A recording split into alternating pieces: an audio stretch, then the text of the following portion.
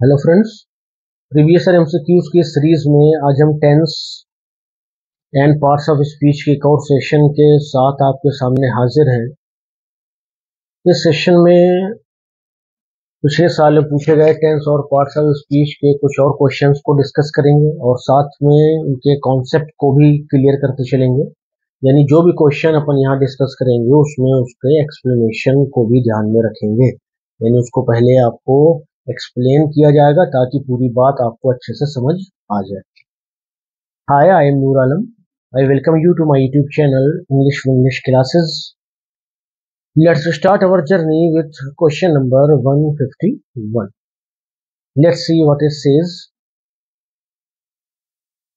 The plural for woman doctor is. Woman doctor का plural क्या होगा? आंसर हमारे सामने है ए। क्या रीजन है इसका? देखिए, नॉर्मल जो जैसे यहाँ पे देखिए दिया है कि जब कोई दो नॉर्मल वर्ड्स, नॉर्मल से मतलब है कि जब वो शब्द उन दो शब्दों से पहले मैन या वुमेन ना लगा हो तो वो हम नॉर्मल कह रहे हैं उनको। तो जब कोई दो नॉर्मल शब्द जुड़े होंगे और उनको प्लूरल बनाना होगा तो बाद वाले में एस या एस लग जाएगा। लेकिन जब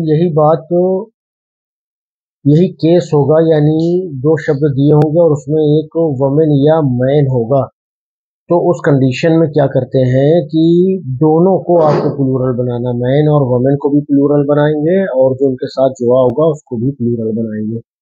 तो वुमेन का यहाँ पर वुमेन दिया है, वुमेन का जो प्लूरल है वुमेन हो जाएगा वो, ठीक है। और डॉक्टर का प्लूरल क्या हो जाएगा? डॉक्टर्स हो जाएगा। तो नियम ध्यान रखेंगे, जब दो नॉर्मल वर्ड्स जुड़ेंगे, फॉर एग्जाम्पल बॉयफ्रेंड का बॉयफ्रेंड्स हो गया, लेकिन जब कोई ऐसे शब्द जुड़ेंगे आपस में कि जिसमें मैन वुमेन दिया होगा पहले और बाद में कोई एक शब्द जुड़ा है, तो फिर दोनों को आपको प्लूरल बनाना होगा, तब वो शब्द प्लूरल बनेगा। नेक्स्ट देखिए 152। Which sentence has an intransitive verb? किस सेंटेंस में इंट्रांसिटिव वर्ब है? ऑप्शन हमारे सामने है, देखिए रैन। ये जो आपकी फॉर्म है ये है रन की, कौन सी फॉर्म है? Second form. He ran a long distance, उसने एक लंबी दूरी दौड़ करके तय की, ठीक है। तो जो काम कर रहा हो कोई भी सब्जेक्ट और उस सब्जेक्ट के द्वारा जो किया गया कार्य है ना, उस कार्य का असर किसी दूसरे पर ना जा रहा हो, ठीक है। यानी दौड़ लगा रहा है तो खुद लगा रहा होगा। अगर मान लीजिए वो डांस कर रहा है तो डांस करने का क्या मतलब है कि उसके ऊपर ही असर आ रहा है, और जब वो गाना गा रहा है तो क्या हो रहा है? गाने को गा रहा है। तो जो वो काम कर रहा है उसका जो प्रभाव है वो कहाँ अपन को दिखाई देगा? गाने में, ठीक है। तो जब वो किसी भी सेंटेंस में वर्ब दी हो और उस वर्ब के बाद, और देखिए आसान ट्रिक क्या है इसकी, कि वर्ब के बाद में अगर कोई ऑब्जेक्ट है तो वो वर्ब ट्रांसिटिव है, और अगर वर्ब के बाद में ऑब्जेक्ट नहीं है तो वो इंट्रांसिटिव है। ये भी आसान चीज है, याद रख सकते हैं, ठीक है। तो बाकी में देख लीजिए, द बॉय, लड़के ने किक्स लात मारी द फुटबॉल, फुटबॉल के, तो काम किया, असर किस पर हुआ? फुटबॉल दूर जाकर के गिरी। I feel a severe pain in my head, मेरे सर में बहुत जोरों का दर्द हो रहा है, ठीक है। The driver stopped the train, driver ने ट्रेन को रोक दिया। यहाँ पर आप फील अ सिवियर पेन, यहाँ पर देखेंगे कि क्या ये फील कर रहा है, तो वो फील कर रहा है सिवियर पेन, एक बड़ा जोर का दर्द। तो इसमें जो ऑब्जेक्ट रहेगा वो सिवियर पेन रहेगा। दो चीज ये अपन ने डिस्कस कर ली। एक और क्या अपन दिमाग में रख सकते हैं कि जिस सेंटेंस को आप पैसिव में कन्वर्ट कर सकते हैं with the use of object in the form of subject, तो वो जो वर्ब होगी वो हमारी ट्रांसिटिव वर्ब होगी, बाकी जो होगी वो इंट्रांसिटिव होगी। तो जो हमारा आंसर है वो क्या है भाई? ए, ही रैन अ लॉन्ग डिस्टेंस। चलिए नेक्स्ट क्वेश्चन देखिए। यहाँ पर देखिए ये शब्द जो यूज किया है इन्होंने, पास ओवर टू एन ऑब्जेक्ट, जो भी एक्शन किया जा रहा है ना, वो does not pass over, pass over नहीं होता है तो इंट्रांसिटिव है, अगर पास ओवर होता है तो वो ट्रांसिटिव है। अपनी आसान भाषा में समझना ज्यादा अच्छा होता है। Next question, choose the correct animal cry to complete the sentence. Dogs bark, lion roar, but frogs croak, जो मेंढक है वो क्रॉक करते हैं, ठीक। चलिए next 154। She truly enjoyed growing her own organic vegetables. The underlined word in the sentence above is करेंगे she truly enjoyed, वो वाकई में बड़ा आनंद ले रही है ग्रोइंग उगाने का, हर ओन ऑर्गेनिक वेजिटेबल्स, अपने खुद के ऑर्गेनिक वेजिटेबल्स को। तो जो अंडरलाइन वर्ड है ये सेंटेंस में क्या है ये अपने को बताना है। तो यहाँ पर जो ये अंडरलाइन वर्ड होगा ये क्या होगा, जेरंड होगा। देखिए यहाँ पर क्या है, ये मेन वर्ब है आपकी, मेन वर्ब के बाद में अगर आईएनजी फॉर्म यूज हो रहा है तो वो अक्सर केसेस में आपका जेरंड होता है, या यही जैसे अपन इसको शुरुआत में लिख दें, ग्रोइंग चिल्ड्रन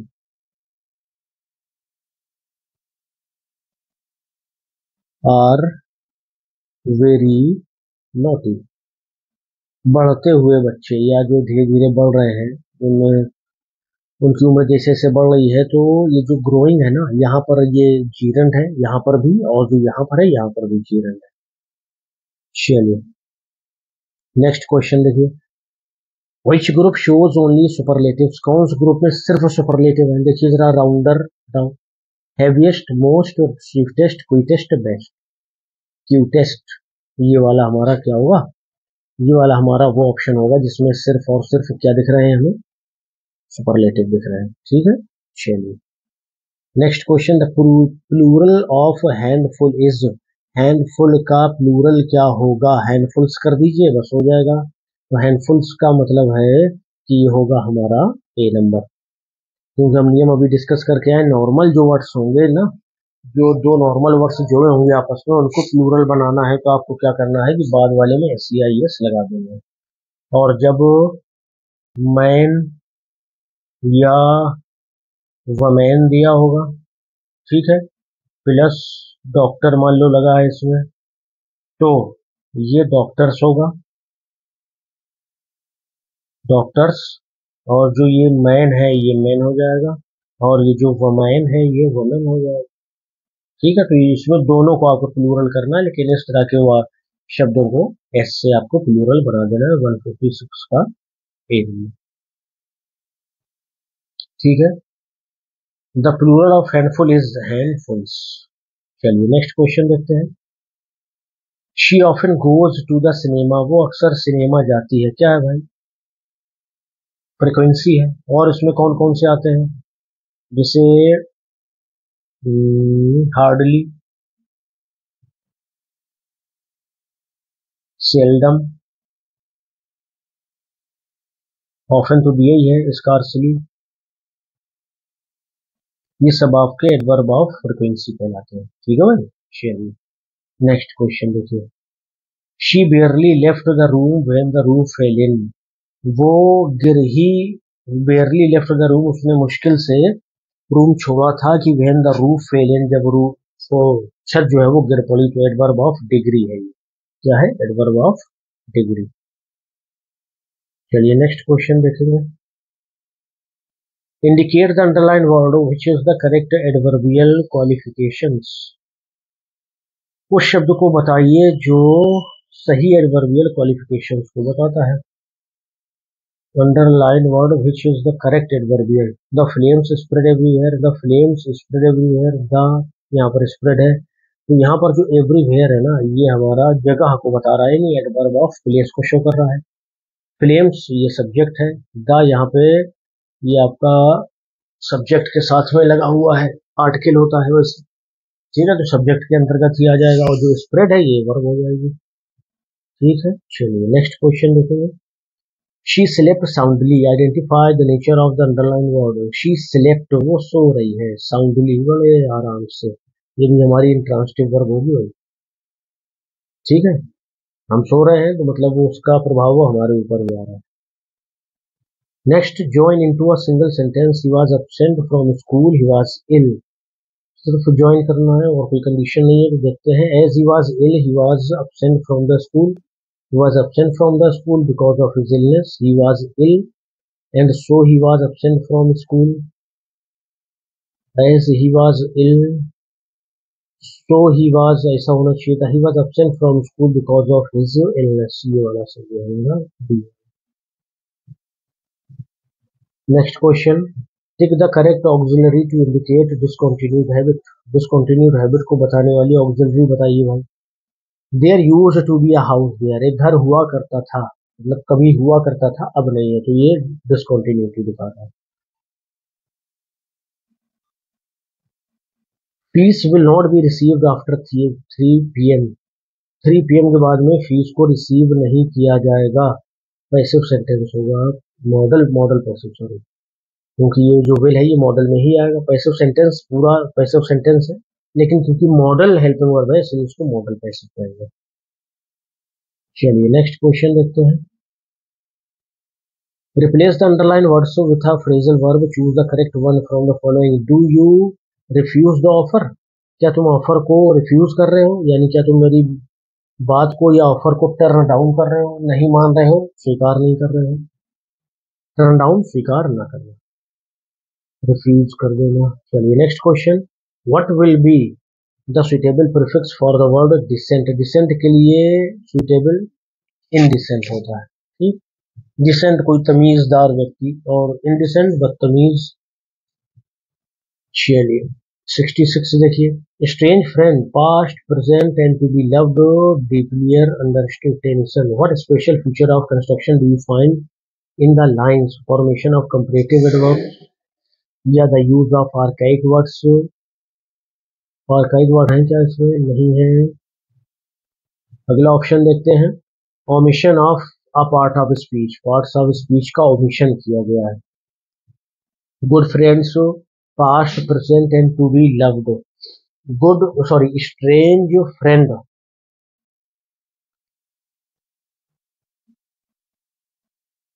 ठीक है, past present and to be loved deeplier understood. बीच बीच में जो है omission of parts of speech है, ये पार्ट नहीं होगा, ये पार्ट्स ऑफ स्पीच होगा, ठीक है। चलिए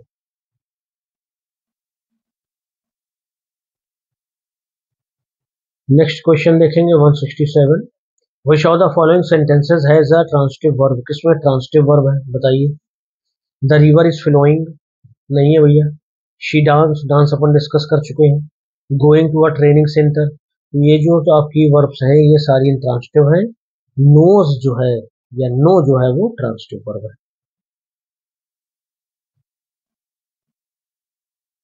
विच of the following sentence is in future imperfect tense, future imperfect में कौन सा है। मिस ही हैज, ये तो आपका प्रेजेंट परफेक्ट हो गया। शी केम सेकंड फॉर्म है, पास्ट इंडेफिनिट हो गया। आई शैल किल हिम, मैं उसे मार दूंगा, ये आपका फ्यूचर इंडेफिनिट हो गया। Mister Das will soon be visiting अस, ये इम्परफेक्ट हो गया, यानी कॉन्टिन्यूअस वाला को कॉन्टिन्यूअस जो कहलाते हैं वही इम्परफेक्ट हो जाते हैं, यानी वो चल रहा है, अभी पूरी तरह से काम पूरा नहीं हुआ है, परफेक्शन को नहीं पहुंचा है। Which of the following sentence has a transitive verb, transitive verb किसमें है। ही रन्स वेरी फास्ट, नहीं है। ही स्पीक्स फ्रेंच, ये है आपका B number. The dogs has been barking, इसमें भी नहीं है। The boys jumped up and down, वो तो अपना आपस में उछल रहे हैं तो उन्हीं के ऊपर सारा मामला आ रहा है। What is the suitable prefix for the word polite, इम होगा, इम्पोलाइट। पोलाइट मतलब विनम्र, इम्पोलाइट मतलब निर्दयी कह सकते हैं, जो दयावान ना हो। चलिए क्वेश्चन नेक्स्ट देखते हैं 171। The specific word for cry of pigeons is, होता है कू, जब कबूतर बोलते हैं तो उसको अपन कू बोलते हैं, गुटर गू करते हैं। The young one of swan is, swan का यंग वंस जो है वो सिग्नेट होता है, क्या होता है, सिग्नेट, ध्यान रखिए भाई, ठीक है। किटन किसके लिए यूज करते हैं अपन, कैट के लिए, कैट के बच्चे के लिए। चिकन किसके लिए यूज करते हैं, कॉक के लिए, हेन के लिए, हेन के बच्चों के लिए। और फॉन जो है वो हिरन के बच्चे के लिए यूज करते हैं, डियर के बच्चे के लिए। तो सिग्नेट जो है वो किसके लिए यूज करते हैं अपन, स्वान के लिए, ठीक है। चलिए फेयर इज फाउल, अच्छा वो तो अलग वाला फाउल है, ये फाउल अलग वाला है। मतलब जो इस तरह के पक्षी होंगे ना उनके लिए, फाउल के लिए आप चिकन का यूज करते हैं, लेकिन अपन चिकन जो है मुर्गे मुर्गे के लिए यूज कर लेते हैं। चलिए 173। The feminine form of colt is filly, mare का क्या होता है, मेयर किसका फीमेल है, फेमिनाइन है, ये है हॉर्स का। ठीक है, बिच डॉग का है। और जो ईव है इसको आप बताइए कमेंट बॉक्स में। चलिए, ये भी तो दे दिया यार, चलो खैर रिवीजन कर लेना। The plural of bureau is bureaux. Bureau का क्या होता है, ब्यूरोक्स होता है। इनको आपको याद करना पड़ेगा, ये टेक्निक नहीं है इनकी, तो फॉरेन वर्ड सही है। The verb of necessity is, necessity की वर्ब क्या होगी, नेसेसिटेट, आवश्यकता होना, नेसेसिटेट। नेक्स्ट क्वेश्चन देखते हैं। The adjective form of boast is boastful हो जाएगा, फुल लगा दीजिए बोस्ट में, ठीक है ना। चलिए, ब्यूटी में क्या लगाते हैं, ब्यूटीफुल लगाते हैं। The adjective coward has the noun form cowardice. वैसे तो जो ये जो कवर्ड आपका एडजेक्टिव हो गया, कवर्डली, इसका जो है वो कवर्डाइज, उसको नाउन माना है। उसको आप एक बार चेक कर लीजिएगा, कवर्डली में थोड़ा सा कंफ्यूजन रहता है। चलिए 178, the word abound has the noun form. Abound का नाउन फॉर्म क्या होगा, अबंडेंस होगा। क्या होगा भाई, अबंडेंस, प्रचुर मात्रा में। Give the right suffix for the word just to make it an abstract noun. Justice, just न्यायी हो गया, ठीक है, न्याय करने वाला हो गया। तो जो इसका नाउन फॉर्म बनेगा वो बनेगा जस्टिस, न्याय। जस्ट क्या है, एडजेक्टिव है। 180 पे आ जाइए। The collective noun for constable is, constable का कलेक्टिव नाउन क्या है, बैच है भाई, ठीक है, ध्यान रखिएगा क्या है, batch. Next, which of the following sentence has a transitive verb. किसमें ट्रांसिटिव वर्ब है, ध्यान कर लीजिए अच्छे से कि जिन सेंटेंसेस को या जिन वर्ब्स को हम पैसिव में चेंज कर सकते हैं, ठीक है, वो सारे की सारी वर्ब जो है वो ट्रांसिटिव होती है। डॉग रन्स, ये नहीं होगा। No one can speak French, ये हमारा होगा। ही हैज बीन शाउटिंग, ये नहीं होगा। जंप, ये भी नहीं होगा। ठीक है, जंप है, शाउटिंग है, डांस है, गो है, रन है, ये सारे ट्रांसिटिव वर्ब होती है। Next sentence 182, in the sentence athletics is his favourite sport. Athletic is noun है भाई, खेल का नाम है, खेलों का नाम है बल्कि। इन the sentence all the officers should respect one another. One another is, one another क्या है, प्रोनाउन है, ठीक है। वन अनदर दो से ज्यादा के लिए लगता है, एक दूसरे के सेंस में। और एक दूसरे के सेंस में जब दो लोगों की बात होगी तो फिर वहां पर क्या लगेगा, वहां पर आपका ईच अदर लगता है। दो लोगों के लिए ईच अदर, दो से ज्यादा के लोगों के लिए one another. In the sentence he demanded अ थारो इंक्वायरी। थारो इज, थारो क्या है भाई, थारो जो है वो इंक्वायरी के पहले यूज हो रहा है। तो इंक्वायरी क्या है, इंक्वायरी नाउन है, तो थारो क्या हो जाएगा, उसका एडजेक्टिव हो जाएगा, B number. Next, in the sentence I want to hear the story in details. मैं इस कहानी को डिटेल में सुनना चाहता हूँ, डिटेल में, पूरी डिटेल, नाउन हो जाएगा ये हमारा। 186 देख लीजिए। In the sentence I doubt whether she will meet him. Whether is, whether क्या है, वेदर हमारा कन्वेंशन है, दो फ्रेजेस को क्या कर रहा है, जोड़ रहा है आपस में। तो ऐसे शब्द जो दो फ्रेजेस को, दो वर्ड्स को या दो सेंटेंसेस को जोड़ते हैं उनको अपन कन्वेंशन कहते हैं। चलिए नेक्स्ट क्वेश्चन देखेंगे। The sentence many Indians, the sentence many Indians have settled abroad in recent years is a, have settled present perfect tense. Have लगा है प्लस साथ में मेन वर्ब की थर्ड फॉर्म लगी है, तो इसका मतलब है प्रेजेंट परफेक्ट है ये। सिंपल पास्ट कब होता है, जब हैव न लगा होता, सिर्फ सेटल्ड लिखा होता, तब हम इसको सेकंड फॉर्म मान लेते हैं। पास्ट परफेक्ट कब होता है, जब हैव की बजाय हैड हो जाता है। फ्यूचर टेंस कब होता है, जब विल या शैल यूज हो जाता है। ठीक है, चलिए 188 पे चलते हैं, क्वेश्चन नंबर 180।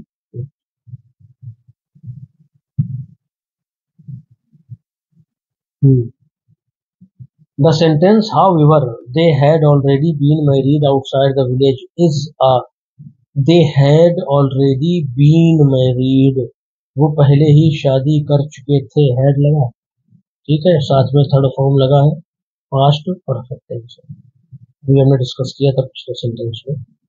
नेक्स्ट है the sentence I am going to be a teacher when I grow up, मैं बनने वाला हूँ टीचर जब मैं बड़ा होऊंगा। देखिए इस वाले सेंटेंस को थोड़ा समझेंगे। नॉर्मली देखने पे ये क्या लगेगा कि ये जो है ये हमारा प्रेजेंट कॉन्टिन्यूअस टेंस है। क्यों है? क्योंकि एम प्लस आईएनजी फॉर्म है, प्रेजेंट कॉन्टिन्यूअस है। लेकिन इसमें जो आगे आप क्लॉज देखेंगे क्या है, व्हेन आई ग्रो अप, ये जो क्लॉज है वो बता रही है कि जब मैं बड़ा होऊंगा तब एक टीचर बनूंगा। तो ये हमारा फिर प्रेजेंट कॉन्टिन्यूअस ना होकर के फ्यूचर टेंस होगा। ठीक है, चलिए next question. In 2004 a disease destroyed the crops in one village is a, in 2004 समय दे दिया है पास्ट का, और डिस्ट्रॉयड सेकेंड फॉर्म लगी है। सेकेंड फॉर्म क्यों कह रहे हैं? क्योंकि इसके साथ में कोई भी हेल्पिंग वर्ब नहीं है, तो इसका मतलब है कि ये सिंपल पास्ट। ठीक है, ये कैंसिल हो गया था। अब ऐसे ऐसे बढ़िया आसान से क्वेश्चन मिल जाए तो काम हो जाएगा सभी का, है ना। Which of the following tenses refers to a completed action? Which of the following tenses, in following tenses में से कौन refers बताता है a complete action, कंप्लीट हो चुके एक्शन को? प्रेजेंट परफेक्ट है, हम बता ही चुके हैं कि जब हैज है प्लस थर्ड फॉर्म लगा होगा तो प्रेजेंट परफेक्ट कहलाएगा। LT 2018 क्वेश्चन है ये। 192 which of the following sentence is in, एक मिनट रुकिएगा। ठीक है 190, हाँ ठीक है, क्रम से चलना है, हमें लगा कि पेज शायद चेंज हो गया है। Which of the following sentence is in present perfect continuous, present perfect continuous के क्या ढूंढना पड़ेगा आपको? Has been, have been plus ING form. ठीक है, तो पहले में वॉज लगा है, इसको हटा दीजिए। हैव बीन लगा है, मेकिंग लगा है, ये बिल्कुल सही है। हैड बीन लगा है, गलत है। विल बी लगा है, गलत है। तो हमारा ऑप्शन जो है वो बी सही हो गया। नेक्स्ट क्वेश्चन देखिए, ये किसमें आया था भाई? ये भी LT 2018 में आया था। हाँ, ये भी LT 2018 का है।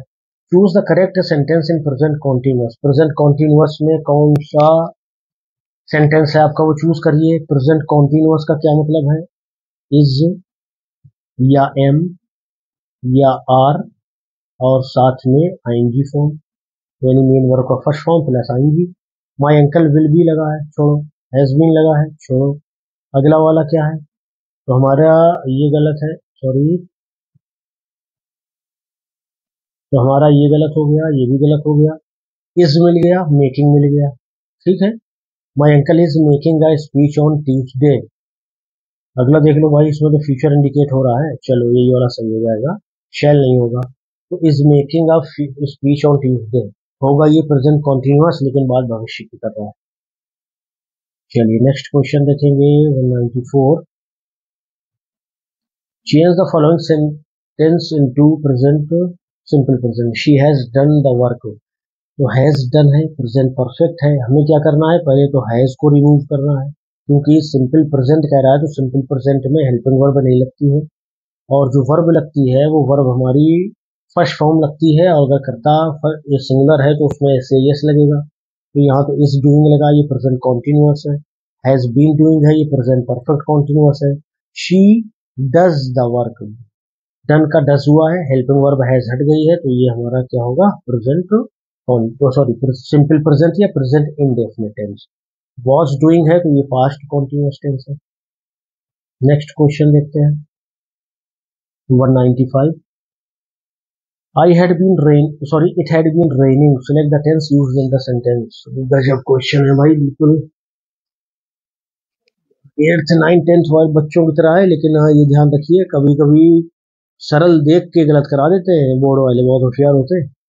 क्योंकि हम लोग के दिमाग में क्या चल रहा होता है कि इतना सरल पूछा है, इसका मतलब इसमें कुछ इन्होंने घुमाई है कोई बात, और इसी घुमाने के चक्कर में हम लोग घूम जाते हैं, है ना। इतना आसान हमारे एग्जाम में TGT PGT इंटीग्रेट या DSSB MPT टेस्टेड में कैसे पूछ सकते हैं भाई?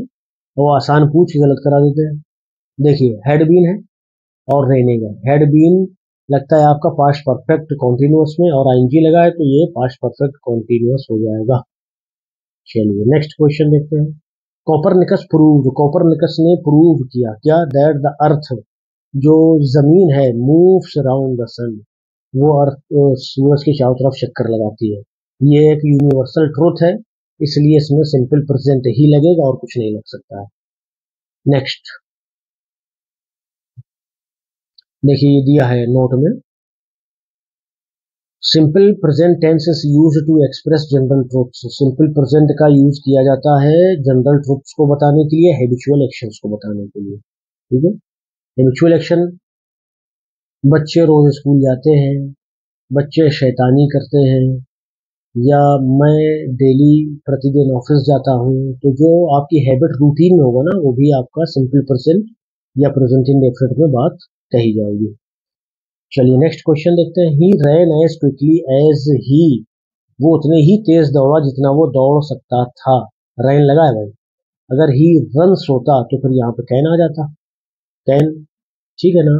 लेकिन यहाँ पर क्या है, क्षमता को बताया जा रहा है और पास्ट टेंस में बताया जा रहा है उसकी एबिलिटी को, तो इसलिए अपन कुड लगाएंगे। 198 देखिए, I did not know it until you, मुझे नहीं पता था जब तक कि तुमने नहीं बता दिया। पास्ट इंडेफिनिट टेंस, दोनों बातें पास्ट की हो रही हैं। आई डिड नॉट नो, मुझे नहीं पता था, अंटिल यू स्पोक, जब तक तुमने नहीं बोला। ठीक है, तो ये पास्ट इंडेफिनिट होगा, और पास्ट इंडेफिनिट होने की वजह से इसमें वर्ब की सेकंड फॉर्म लगेगी। चलिए नेक्स्ट क्वेश्चन देखिए 199, सच questions should not be asked, ऐसे सवाल तो भाई नहीं पूछे जाना चाहिए। क्या ये डेमोन्स्ट्रेटिव एडजेक्टिव है, एडजेक्टिव ऑफ नंबर है? देखते हैं 199 के और दो ऑप्शन क्या कहते हैं। या ये एडजेक्टिव ऑफ क्वांटिटी है? नहीं। इंट्रोगेटिव एडजेक्टिव है? नहीं। तो ये दोनों तो ऑप्शन यहीं पे गलत हो गए। तो वहां पर जो पहला वाला इन्होंने ऑप्शन दिया है ना, जो इन्होंने बताया है कि ये क्या है, डेमोन्स्ट्रेटिव एडजेक्टिव है। कौन है? सच। ऐसे सवाल, ऐसे मतलब उसको जो है इंडिकेट किया जा रहा है, और डेमोन्स्ट्रेट का मतलब ही होता है इंडिकेट करना। ठीक है, चलिए नेक्स्ट क्वेश्चन। ही हर्ट हिमसेल्फ, उसने अपने आप को चोट पहुंचाई। तो जो सेल्फ वाला फॉर्म कहीं आपको मिल जाए, तो जो सेल्फ वाला फॉर्म होता है वो रिफ्लेक्सिव प्रोनाउन कहलाता है। देखिए ये ऊपर नीचे हुआ, और ऊपर नीचे होने की वजह से ऑप्शन ऊपर पहुंच गया, तो सी में लग गया। चलिए ये वाला ऑप्शन हो जाएगा। तो हम लोग बात कर रहे थे कि जब आपको किसी सेंटेंस में सेल्फ फॉर्म मिलेगा, तो इसका मतलब है कि वो रिफ्लेक्सिव प्रोनाउन है। जब वो सेंटेंस के लास्ट में यूज होगा, एक और पॉइंट है इसमें समझ लीजिए, अगर ये लिखा होता ही हिमसेल्फ,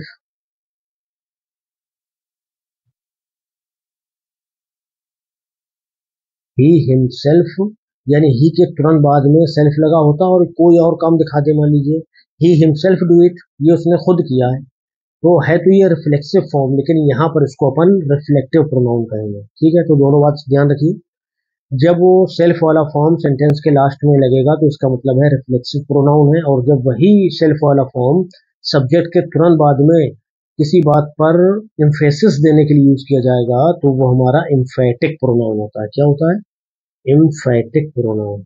इम्फेसिस से ही बना है, इम्फेटिक प्रोनाउन। ठीक है, ध्यान रखिए। चलिए नेक्स्ट क्वेश्चन देखते हैं। 200 हो गए। चलिए तो 200 तक ही आज इस सेशन में रखते हैं। उम्मीद है सेशन आपको पसंद आया होगा। खूब अच्छे से तैयारी करिए, पूरा मन लगा करके तैयारी करिए, और अगर कोई डाउट आपको किसी सेंटेंस में, किसी कॉन्सेप्ट में रहता है, तो उसको बिल्कुल बताइए, क्योंकि टू एर इज ह्यूमन, गलतियां इंसानों से ही होती हैं। हो सकता है गलती हो जाए, तो उसके लिए आप थोड़ा सा इंडिकेट कर दीजिएगा, कमेंट करके बता दीजिएगा।